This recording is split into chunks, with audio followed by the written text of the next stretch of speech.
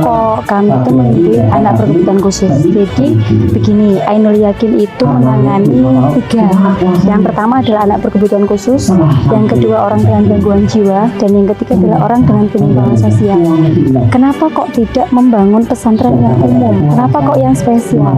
Karena di Indonesia itu sudah banyak banget orang-orang yang ngurusi uang-uang pintar, tapi sedikit sekali orang-orang yang peduli dengan anak-anak seperti ini, yang berkebutuhan khusus, yang gangguan jiwa, ataupun yang dengan penyimpangan sosial. Sehingga guru ISMA itu risau, gimana ya? Padahal yang banyak membuat masalah itu kan sebenarnya anak-anak yang tidak mendapatkan pendidikan yang pas. Mereka tuh sebenarnya baik loh, mereka tuh sebenarnya mulia loh, mereka tuh sebenarnya pintar, tapi karena tidak sesuai dengan apa ya, istilah tempatnya, maka mereka maaf di masyarakat dikenal jadi orang yang nakal, orang yang brutal, maaf bahasa kasarnya wongit dan lain sebagainya. Tapi mereka akan belajar di Ainul Yakin.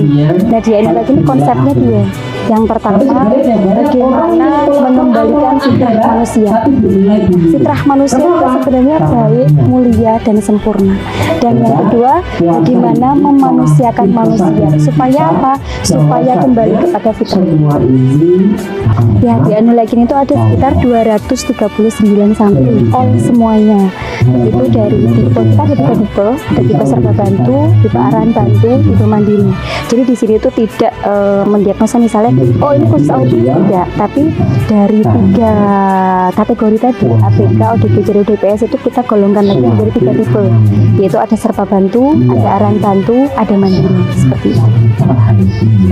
Nah, jadi kami itu kan ada yang namanya asesmen observasi.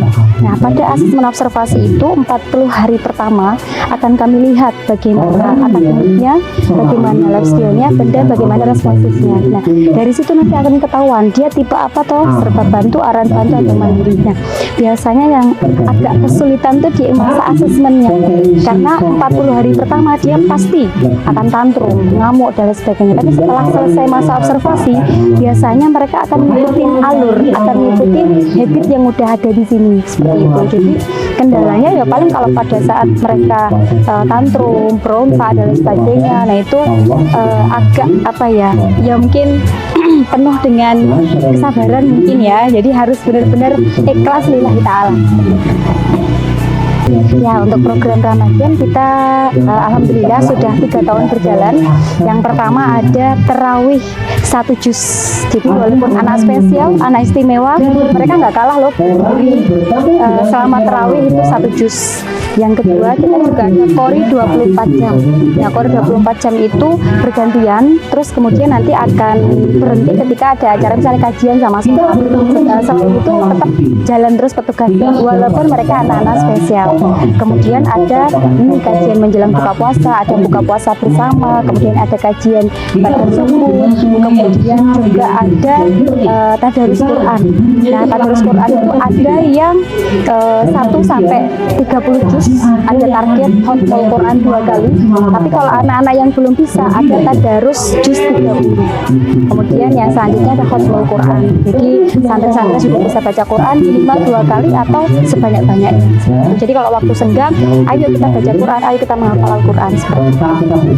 Ya, jadi dari 239 sekian, kira-kira yang belum bisa membaca Al-Quran ada sekitar berapa ya? 50% lah mungkin, 50% karena tipenya serba bantu, seperti itu. Kemudian sebagian lagi arahan bantu yang memang masih ikro, jadi belum bisa Quran. Tapi kalau yang mandiri rata-rata sudah Al-Quran. Jadi 3 tipe serba bantu, arahan bantu, dan mandiri tergantung dari kemampuannya. Serba bantu itu adalah anak-anak dengan kemampuan di bawah rata-rata yang mereka semuanya dibantu, makan, minum, mulai besar, pokoknya full dibantu. Nah, kemudian targetnya apa? Targetnya adalah bagaimana mereka bisa mengurus diri sendiri. Yang kedua, arahan bantu. Arahan bantu itu adalah anak-anak yang kemampuan cukup atau sedang yang mereka harus diarahkan. Jadi bisa mereka duduk seperti ini, tapi ini juga diarahkan dulu.